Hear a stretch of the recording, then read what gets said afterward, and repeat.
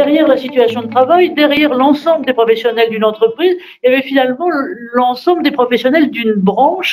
Et je crois que de ce côté-là, c'est marrant parce que là, si on regarde plutôt j'allais dire en droit, là, en approche légale, classiquement, les approches par branche avaient été un peu vilipendées, je dirais, les dernières décennies. Et là, on les voit revenir justement avec assez profondément les notions de métier pour voir ce qu'on peut faire là-dessus. Donc ça, c'est une des questions. Et l'autre chose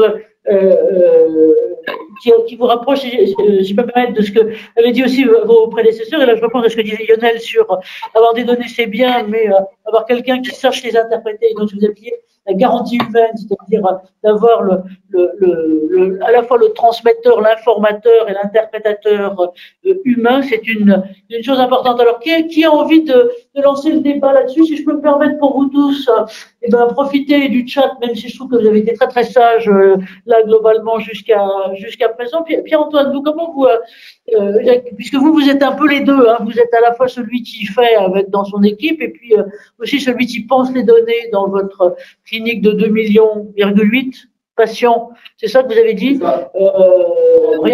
rien que sur l'Ouest.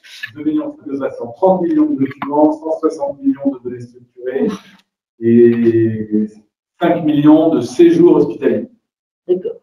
Mais ce n'est pas tellement les chiffres, c'est de bien voir qu'il y a une rupture dans nos habitudes de gestion des données. Voilà. Et c'est peut-être là-dessus qu'on peut lancer le débat. Je crois qu'il y a c'est aussi ce que j'apprécie beaucoup dans nos interactions, c'est qu'il y a finalement plus sensible que les données de santé. Ce sont les données de santé au travail, puisqu'il s'agit de salariés, a priori, bien importants. Et je crois qu'il y a effectivement beaucoup de richesse à voir qu'est-ce qui peut être fait et qu'est-ce que peut-être la santé au travail nous montre que comme un miroir grossissant les enjeux des données. On a parlé tout à l'heure des enjeux de l'enrichissement. Et je crois que beaucoup de ces questions sur les données, on est encore extrêmement naïf. Quand on fait de l'enrichissement, ce que l'on fait, c'est que on collige des données de santé qui ont été collectées par plusieurs professionnels différents. Votre médecin généraliste et votre médecin spécialiste et l'infirmière qui vous a vu et l'hôpital local ou universitaire dans lequel vous êtes passé. Là, ça pose pas trop de problèmes, puisque ces données, même si techniquement on n'y arrive pas encore complètement, ces données du DMP, elles sont collectées pour un usage qui est très clair. C'est celui du soin. Ce sont des données personnelles de santé destinées à être utilisées et colligées comme telles pour permettre de traiter le patient. Donc ça, c'est très clair. La conséquence qui est peut-être un peu abusive, c'est de dire, mais du coup, elles appartiennent aux patients. Mais finalement, non, elles n'appartiennent pas aux patients. Elles sont sous la responsabilité légale des établissements, fussent-ils un micro-établissement qui est un médecin, eh bien c'est lui qui a la responsabilité, que finalement il génère aussi. Donc en tant que salarié, il participe à la création de valeurs et de données parce qu'il est salarié. Tous les soignants du CHU Nantes sont des salariés qui sont co-créateurs de la donnée de santé que l'on va peut-être réanalyser. Donc ça c'est intéressant aussi de voir les salariés comme des co-créateurs de la donnée de santé. Et donc vous voyez que quand on commence à dire bon, le patient ou le salarié qui est à l'origine des données, il a des droits, on les respecte. Parmi ceux-ci, le droit de s'opposer à ce que ces données soient utilisées à des fins de recherche, dans le cas des entrepôts, qu'on soit au Health Data Hub, au West Data Hub ou au Nantes Data Hub, quand on me qualifie parfois. Donc il y a le patient, mais il y a aussi des soignants qui participent à la création de ces données. Il y a aussi des systèmes d'information qui permettent de les conserver en sécurité avec leur intégrité. Et puis des data scientists. Donc vous voyez, ça nous emmène, et c'est très important, vers une conception qui n'est pas patrimoniale des données finalement. La valeur d'usage des données, elle augmente à mesure que l'on s'en sert, à mesure qu'elles servent. Hein, vous savez, la pile Vondaire ne s'use que si l'on s'en sert. Eh bien, les données de santé, c'est l'inverse. Plus on s'en sert, plus elles deviennent utilisables. Et c'est l'œuvre commune toute une chaîne de contribution, parfois extrêmement pointue. Merci, Bianca. Thomas, j'aimerais bien votre réaction à vous qui êtes, pas purement dans le domaine de la santé et encore moins dans le domaine globalement de la santé de travail, mais je dirais que ce qui émerge derrière je vous dis, c'est le besoin d'une confiance, comme disait Eric Chenu, mais aussi d'une conscience des différents acteurs autour de tout ça. Alors, je pose la question embêtante, si je peux me permettre à Thomas tout de suite, pour prévenir que Philippe Richard, qui est toujours là, oui. S'il peut se préparer tout à l'heure à y répondre. Donc, voilà. Quel type de conscience vous avez de ce type d'enjeu-là et du fait de ce truc fondamental que disait votre voisin et que la valeur croît avec l'usage et donc que tous les contributeurs ont à la fois un devoir et un devoir de respect par rapport à ces données. Oui, c'est tout à fait vrai. Enfin, moi, je suis moins dans la partie santé et plus dans la partie industrielle et on voit exactement la même chose se passer. Donc, ce qui est là où je vois quelque chose, je réagis à votre idée de mutualisation des données. Moi, je vois deux mouvements qui sont un peu presque orthogonaux dans le monde de l'IoT. Il y a les mouvements dont on parle, qui est la mutualisation, c'est bien. Il faut mettre en place des systèmes pour pouvoir réguler tout ça, mais de toute façon, on y gagne tous à mutualiser. Ça, c'est dans un sens, mais dans l'autre sens, d'un point de vue industriel, moi, je note presque l'inverse. C'est-à-dire que nous, on développe des systèmes qui se connectent à Internet et qui envoient des données à Internet. Et quand on va voir des industriels, la première chose qu'on nous dit, c'est jamais de la vie, on met les choses sur Internet. Donc, il y a quelque part, la technologie est développée pour satisfaire un peu ces deux contraintes qui sont un peu différentes. Et donc, quelque part, on développe la technologie avec deux grandes forces qui tirent dans un sens opposé. Le côté open data, le côté health, évidemment, où la mutualisation est importante. Et donc, on voit toutes les actions d'open data qu'on voit dans les différentes villes. Là, je sais que la RATP a mis en ligne toutes ces data. Et de l'autre côté, un point de vue plus industriel, et je sais que Philippe Richard en parlait tout à l'heure de Bouygues, cette idée que la donnée, justement parce qu'elle est tellement importante, parce qu'elle permet de quantifier les choses, quelque part elle est un peu secrète, elle fait partie du patrimoine de l'entreprise et n'est pas quelque chose qu'il faut mutualiser. Donc je vois un peu en tant que technologiste de l'extérieur, je vois ces deux forces s'opposer. Ce sont des tensions qui pour l'instant sont des tensions. Oui. Merci à vous. Philippe, oui. C'est juste pour mettre un petit coup de pression. Hein. Donc, vous êtes à la fois directeur de la recherche, directeur R&D, donc recherche, action et recherche. Vous êtes dans des métiers qui sont hyper sollicités, sur lesquels justement la prévention est d'autant plus importante. J'allais dire que ces types de métiers sont limite peut-être plus exposés à des risques. Votre action un petit peu globale sur tout ça. Bien, alors j'espère que ma connexion est meilleure, mais effectivement, on touche effectivement le cœur du problème. On a besoin d'avoir accès à des données, mais avec des visions qui sont complètement différentes. J'ai en tête, par exemple, un cas d'usage qui nous intéressera à terme, qu'on n'est pas encore capable de faire. Mais on a quelques compagnons qui ont des restrictions médicales. On essaye de maintenir dans l'emploi au maximum, et en particulier sur des métiers qui leur plaisent, qui sont les métiers sur le chantier. Quand on a des compagnons qui ont des restrictions médicales en termes de transport de charge, etc., on n'a pas, normalement, nous, en tant qu'employeurs, à connaître la charge maximale qu'ils ont besoin d'employer. On doit être, par contre, en mesure de s'assurer que les tâches qu'on leur donne, que les activités qu'on leur soumet sont en adéquation avec ce que le médecin du travail a donné, et donc c'est un côté secret médical. Et donc, comment on partage ça? On a besoin d'avoir les données et le savoir du médecin, mais avec une vision qui va nous dire blanc-noir, oui, ça fonctionne ce que vous donnez à vos compagnons. On est peut-être capable, grâce à l'IoT, de vérifier que l'ensemble des activités qu'on lui soumet est conforme à ce qu'on va lui soumettre, à ce qu'on va lui donner. Et puis, en même temps, on n'a pas le droit, on n'a même pas le besoin de savoir le détail. Donc, il faut avoir ces deux aspects. Et quand on parlait d'enrichissement, c'est exactement ça. Il y a aussi, dans nos métiers, on a aussi des compagnons qui changent assez souvent, on va dire, d'entreprise. Ils évoluent dans leur carrière, à des fois, en changeant. Et d'ailleurs, la meilleure preuve, c'est que nous, on a une caisse des congés payés qui est carrément extérieure à nos entreprises, puisque nos compagnons changeaient souvent en cours d'année d'employeurs. Et donc, ces données-là, il faut aussi qu'on soit éventuellement en mesure de les passer ou de les récupérer du futur ou de l'ancien employeur de notre population. Donc tout ça, c'est des aspects qui sont intéressants. Et évidemment, je souscris complètement à tout ce qu'on vient de dire sur la transparence, la loyauté, la conscience qu'on peut avoir de ces données-là. Mais ça, c'est encore des choses on apprend encore en marchant, nous, en tout cas, en tant qu'entreprise.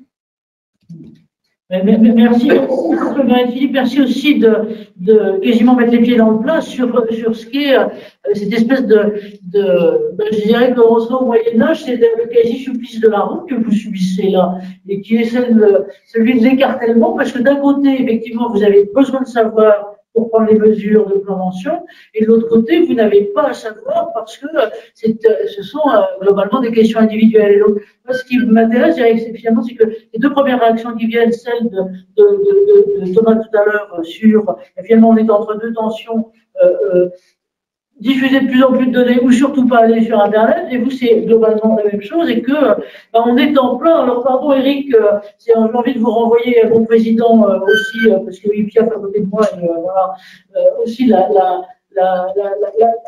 question, c'est qu'on est en plein, j'allais dire à la fois débat éthique et en même temps débat managérial, parce que si je peux me permettre, et pour revenir à ce qui est nous, notre préoccupation de fond au sein de l'entreprise de santé, qui est aussi l'évolution du management, le propre du management, c'est celui qui va faire les choix difficiles. Sinon, il n'y a pas à être là. Eric, vous voulez bien reprendre la parole? Oui. À vous. Oui, Anne-Marie, je suis là. Vous êtes là. Vous m'entendez? Oui, que tout le monde rebondit sur vos 6 principes, et notamment celui de la garantie humaine, de la transparence, de la loyauté, mais pas simple. Pas simple. Rien n'est jamais simple, mais si on souhaite créer les conditions de confiance, pour que les assurés sociaux, les patients, les personnes malades aient recours à la e-santé, à l'IoT, à tout ce que l'on peut générer de progrès en la matière, il faut créer les conditions de cette confiance. Les Estoniens, on est allé en voyage d'études pour le compte de la M-Jeune, de la mutualité, rencontrer les Estoniens pour voir comment ils ont fait, comment ils ont créé ces conditions. Alors eux, ils sont partis, je dirais, presque d'une page blanche en inventant un État numérique.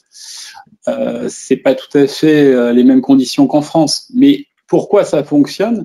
C'est parce que ils ont créé des conditions, y compris réglementaires, de suivi, où si un acteur, un opérateur ne respecte pas les éléments de charte, le niveau de sanction est extrêmement élevé et donc extrêmement dissuasif. Et du coup, il y a une adhésion de l'ensemble de la population qui est considérable.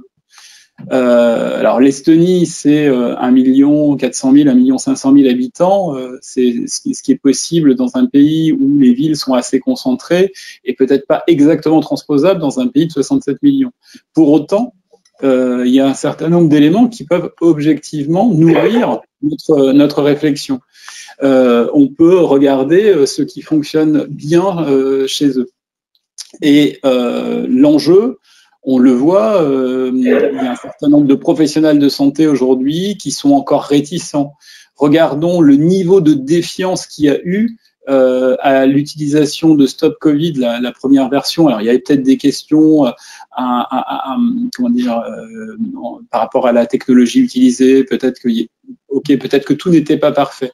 Mais l'élément essentiel qui a fait que la première version n'a pas fonctionné, c'est le niveau de défiance des Français, parce que il y avait un présupposé que l'État, la puissance publique, allait utiliser les données pour les suivre. Donc on voit bien que la question de la confiance, elle est fondamentale.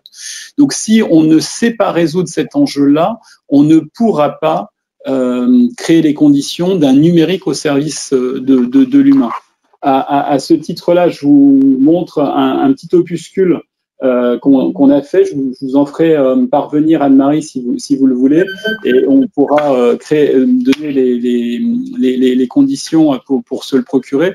C'est un travail qu'on a mené avec un collègue de la MJN à la suite d'une journée éthique et société où on a fait intervenir nombre de spécialistes, et on a justement travaillé pour voir quelles étaient les conditions de ce numérique au service de l'humain, montrer que c'était pas un numérique qui divisait, c'était pas un numérique qui éloignait, mais le numérique, je dirais dans toutes ses acceptions, ça n'est jamais qu'un outil, tout dépend de l'intention qu'on y met, les moyens qu'on se donne, et la question de la formation aux usages va être fondamentale. On le voit aujourd'hui, les GAFAM imposent des usages par facilité, par simplicité, sauf que les utilisateurs que nous sommes, si on n'est pas formés, si on n'arrive pas à décrypter tout ce que cela suppose, eh bien, on ne se rend pas compte qu'il y a un certain nombre de données qui sont utilisées à notre insu. Et les plus jeunes, et je terminerai par ça, les enfants, les adolescents qui sont des digital natives, eux ne se posent même plus la question de la limite et de la question de la vie privée, parce qu'ils ont toujours vécu là-dedans, parce qu'ils ne sont pas à ce niveau de préoccupation. Donc, si on ne les éduque pas au numérique, on aura des vraies difficultés. Ils peuvent mettre leurs données sans se poser de questions sur le net, sur les réseaux sociaux. Ça pose de vrais problèmes parce qu'ils y mettent tout et ils ne se rendent pas compte qu'une fois que les données y sont, elles y sont quasiment de façon définitive parce qu'il est très difficile de les faire retirer. Et donc, c'est toutes ces questions-là qu'il faut qu'on appréhende. Donc, oui, c'est exigeant, mais on peut. L'importance de la formation et de l'information sur tout ça. Alors, Thomas, vous, et puis Stéphanie, Stéphanie, peut-être quelques mots à vous après. Bon, pardon, parce que j'ai mon co-président qui lui vient. Mais d'abord, alors, donc dans l'ordre, Thomas, Stéphanie et Jacques Président ensuite. Mais merci à vous, Thomas. Oui, je voulais juste rapidement rebondir sur ce que vous avez indiqué sur Stop Covid. C'était effectivement un des problèmes majeurs. Donc moi, j'ai participé à la création de Stop Covid, qui est maintenant devenu Tous Anti-Covid, avec tous les tests qu'on a fait auparavant. Et justement, en débarquant un peu dans ce projet, j'ai trouvé ça très, très intéressant de voir la prise en compte profonde qu'il y a de la donnée, le respect total qu'il y a de la vie privée et de toutes ces considérations. Et je trouve qu'en France, on a beaucoup de chance d'évoluer comme ça. Et évidemment, on partage ça aujourd'hui, mais en venant des États-Unis, c'est très intéressant de voir cette approche qui est extrêmement respectueuse. Alors, évidemment, Stop Covid a été écrit complètement dans le respect de tout ça. Et évidemment, il faut convaincre, il faut répéter encore et encore, réexpliquer comment ça fonctionne et que l'application n'a accès à absolument rien de personnel. Mais dans ce processus, et ça a été presque le fil directeur total de l'implication d'INRIA dans la création de cette application, ça a été ce respect profond des données et des données personnelles. Merci Thomas. Stéphanie, si vous voulez bien, c'est un peu à vous maintenant. Après, je ne savais pas qu'il allait vous mettre du bon au cœur, Thomas, mais voilà, c'est important et merci. Et donc, effectivement, c'est bien d'être. C'est vrai que de temps en temps, on se dit, on piaffe un peu en disant on pourrait aller plus vite et autres, mais la question du respect des personnes qui sont là, c'est important. Stéphanie, est-ce que vous êtes toujours là? Oui, je suis toujours là. Alors voilà, c'est à vous. Donc moi, ce que je pourrais juste dire, c'est que c'est vrai que ces aspects éthiques et juridiques, ils sont absolument essentiels. Et nous, d'ailleurs, au Webzatable, on a décidé de créer une direction citoyenne, justement pour être à l'écoute de la société civile, faire de la vulgarisation, diffuser une culture de la donnée de santé. Et c'est absolument essentiel d'éduquer sur les usages du numérique en santé. Mais je pense que ça doit être aussi mis dans la balance au regard du caractère éthique de développer ces nouveaux usages de la donnée, parce que si on ne le fait pas par des raisons de frilosité ou en cherchant à tout prix à tellement protéger qu'on s'interdit de développer des nouveaux cas d'usage, on va être confronté à une autre problématique qui est celle de la perte de chance en tous les cas dans la santé. C'est-à-dire que d'autres vont y aller, d'autres vont développer ces usages nouveaux, ils seront disponibles dans certains pays de manière parfois très facilitée par les nouvelles technologies, et je pense qu'il faut qu'on ait aussi à cœur d'avoir les meilleures solutions disponibles pour nos populations, et donc de procéder comme on le fait d'ailleurs par exemple en protection des données ou en cybersécurité, en analyse de risque. On étudie les risques, on met en place des actions de couverture, mais on avance. Merci à vous. Jacques, à vous. Merci Stéphanie. Je voudrais dire que l'essentiel pour moi dans cette réunion, c'est de se familiariser avec les problèmes, de voir la forte évolution qu'il y a dans ce domaine des capteurs, des données et le foisonnement des possibilités. C'est ça l'essentiel. Mais le débat devient aussi en partie philosophique, et moi je vois deux contradictions internes, comme la contradiction entre liberté et autorité, deux contradictions internes qui font le débat intellectuel avec lequel on se fait aussi plaisir et qui est aussi bien sûr à traiter. Le premier débat, c'est est-ce que le progrès va se faire mieux en confiant des données avec exclusivité? C'est une thèse, une question que j'ai senti bien posée par Thomas. Je donne l'exclusivité, et c'est une question que je pose maintenant à Stéphanie, je donne l'exclusivité à un tel qui me dit que grâce à cette exclusivité, il va travailler. Si il ne travaille pas, il n'y a personne qui s'intéresse. Au contraire, je tiens ferme sur il n'est pas question de donner d'exclusivité avec ces données, et puis il se passera ce qui se passera, certains trouvant que c'est mieux, d'autres disant c'est moins bien. C'est en fait le débat qu'on a en ce moment en plein avec les vaccins et le domaine des brevets en matière de vaccins. Donc ce sujet-là, est-ce qu'il se pose pour Stéphanie de savoir, c'est pas le domaine sur lequel je veux venir après si j'ai 1 minute, c'est le domaine de l'identification personnelle. C'est le domaine de faire que ça prospère au mieux en mettant du marché, de la concurrence, de l'exclusivité, ou au contraire en se refusant.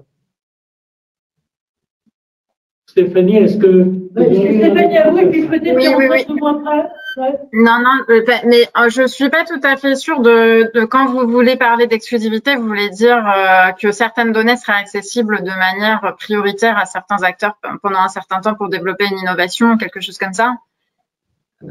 C'est comme ça que je le comprends. En tous les cas, dans la réglementation française s'agissant des données de santé, ce caractère exclusif n'existe pas. C'est vraiment une autorisation de la CNIL pour un traitement de données personnelles qui vérifie une finalité d'intérêt public. Donc, si plusieurs acteurs veulent développer un usage similaire et qu'ils obtiennent une autorisation CNIL, ils peuvent le faire en parallèle. Par ailleurs, moi, je pense que c'est plutôt sain parce que l'innovation, il y a une certaine part d'erreur. Donc, il faut absolument qu'il y ait beaucoup d'acteurs qui testent des approches parce qu'elles ne vont pas toutes fonctionner. Et après, on a une autre dimension pour les données de santé, c'est qu'elles sont principalement publiques. Évidemment, il y a des acteurs privés qui produisent des données de santé, mais notre système de santé est quand même beaucoup public pour les données des établissements de santé publics, les données de l'assurance maladie, etc. Et donc, il y a les lois relatives à l'ouverture des données de l'administration qui font que la notion d'exclusivité est complètement absente. À vrai dire, aujourd'hui, ces lois qui font la promotion de l'ouverture des données, dans une logique science ouverte qui s'impose de plus en plus, elles sont pas parfaitement appliquées, mais elles devraient l'être de plus en plus parce qu'au niveau européen, on a exactement la même démarche avec la directive Open Data de 2019. Il y a des nouveaux textes en préparation qui vont dans le même sens. Donc, ça va être, on va pas pouvoir aller à contresens du partage. La question, c'est plutôt à quelle vitesse on va en tirer le meilleur parti. Merci Stéphanie, mais ça va effectivement dans le sens que vous disiez Thomas d'une sorte de respect un petit peu systématique dans l'approche française de la diversité, globalement de la diversité des approches. Merci Stéphanie. Pierre-Antoine de votre côté, et puis comme on va s'acheminer, donc vous voulez encore dire des choses après. Le président a tous les droits, donc mais pour l'instant c'est Pierre-Antoine. Je crois qu'on entend bien, c'est-à-dire que c'est toujours un mauvais compromis que d'avoir à choisir entre le respect de la confidentialité, qui est la confiance due à nos patients, usagers, clients, assurés et finalement tous citoyens, et la volonté de partager les données pour créer de la valeur. Mais ce n'est qu'à ce prix qu'on créera une société de la connaissance. Le problème, je crois, c'est qu'aujourd'hui, on confond, on découvre encore tout ça. On découvre les usages des données et les risques qui sont associés. Il faut analyser ces risques, comme l'a dit Stéphanie.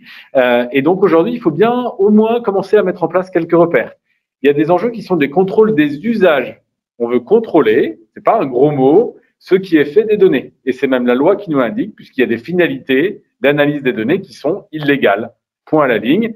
Donc, il faut être en mesure, et on a des moyens techniques, de contrôler quelles analyses sont faites avec les données.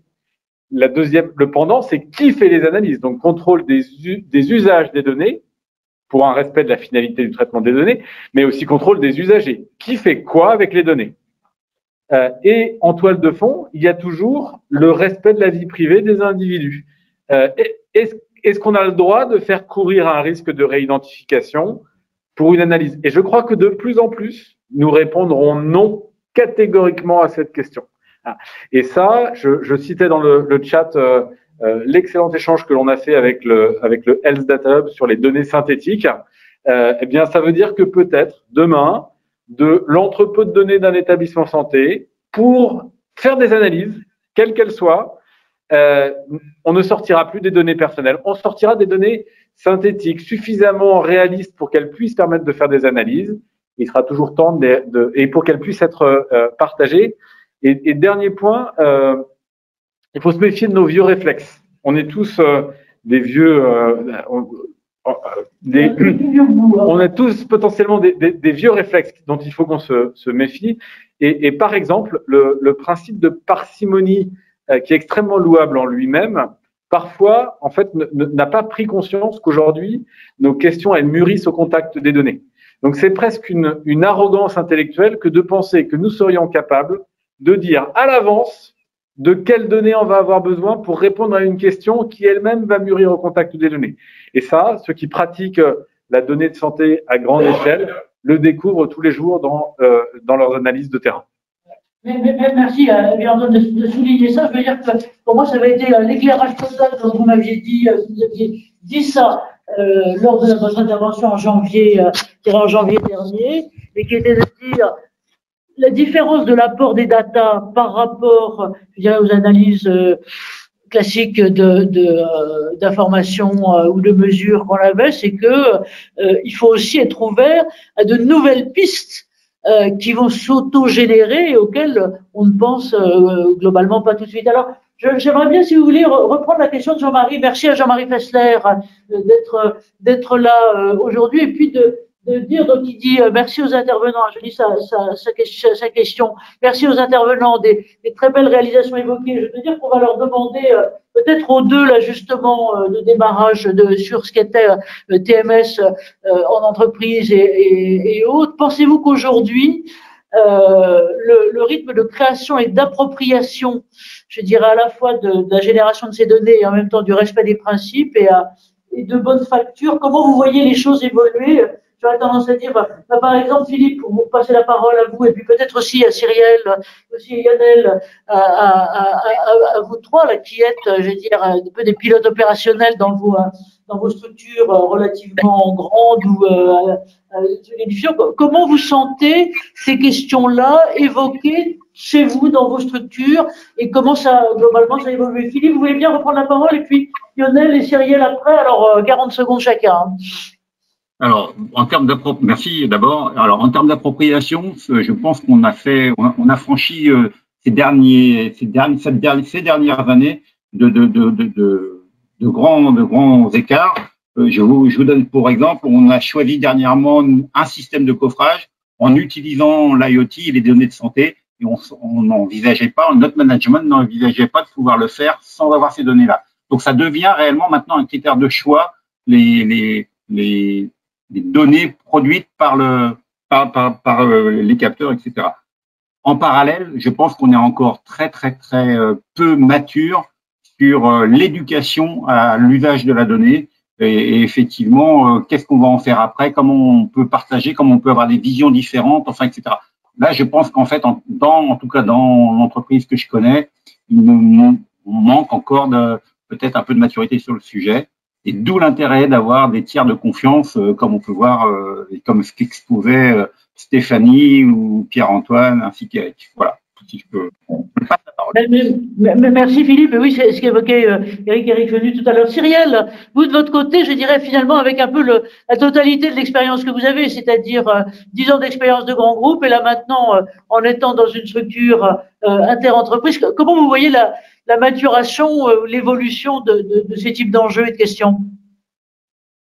Ça évoluera avec la démocratisation justement des outils. Je pense que là, on arrive à avoir un peu plus de visibilité sur ce type d'outils. Moi, au début, quand je me suis équipée, j'ai dû gratter, j'ai dû rechercher. Maintenant, on communique beaucoup plus dessus, donc déjà c'est un peu plus accessible. Après, en termes de tarifs, je pense que du coup ça le devient aussi plus accessible. Et après, il faut aussi former les ergonomes, former aussi parfois des IPRP en interentreprise ou même en entreprise pour pouvoir utiliser ce type d'outils et pouvoir analyser les données, quoi. Ça passe par ça. C'est un peu long, mais on y arrive tout doucement. Mais ça progresse. Voilà, merci à vous. Jean-Marie, pardon, parce que vous êtes toujours discret. Là, vous vous êtes même encore une fois retiré de la vidéo. J'avais formulé pour vous votre question. Vous, comment vous sentez les choses, je dirais aussi avec le spectre large, dire de l'expérience qui est la vôtre et qui est la vôtre aussi dans ces milieux de santé, de prévention, de protection. Bonjour à toutes et à tous. Sur 40 ans, je les sens très très bien les choses. Et une question, elle s'adresse à tous les intervenants, mais en particulier à Eric Chenu. C'est, me semble-t-il, un des risques, c'est si on maximise les principes, chacun des principes. Est-ce qu'on débouche pas sur parfois des régressions ou des plages de temps trop importantes? D'où ma question sur le rythme. Est-ce que aujourd'hui, dans notre pays, on a vraiment trouvé le bon rythme, ce lien entre l'innovation, son appropriation, la pédagogie qui va avec et la conscience que nous, utilisateurs et citoyens, on a de l'utilité. Alors la question fondamentale qui est à la fois opérationnelle et philosophique du rythme, Eric, vous avez droit à une question dure. Hein. Ouais, merci Jean-Marie pour cette question. Je vais essayer de répondre très rapidement. La question de Jean-Marie est essentielle. Nous, on est vraiment sur une approche, de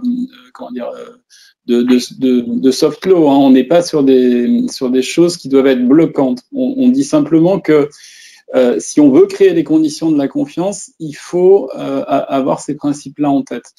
Un autre principe sur lequel je ne suis pas revenu, mais qui nous semble absolument essentiel, c'est de conforter la démocratie en santé.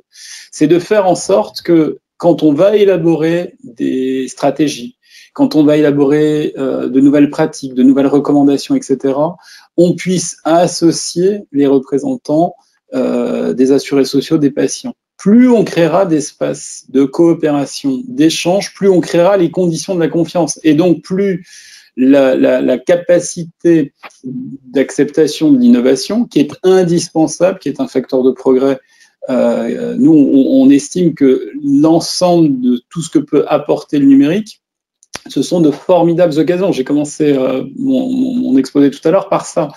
Et il faut qu'on crée les conditions pour que nos concitoyens y croient.